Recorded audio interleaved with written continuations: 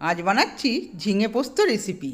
ঝিঙের দুদিকটা কেটে নিয়ে খোসাগুলো ভালো করে ছাড়িয়ে এবার পিস পিস করে কেটে নিয়ে মাঝখানে এবং আড়াআড়ি আর লম্বালম্বিভাবে কেটে নিলাম। সব কটাকেই আমি এইভাবে সুন্দর করে কেটে নিলাম যাতে নুন মশলা এগুলো সব ভেতরে ঢুকতে পারে।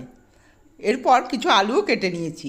কড়াইতে তেল দিয়ে আমি ঝিঙেগুলোকে সুন্দর করে ভেজে নিলাম। সামান্য লবণ আর সামান্য হলুদ দিয়ে দিলাম।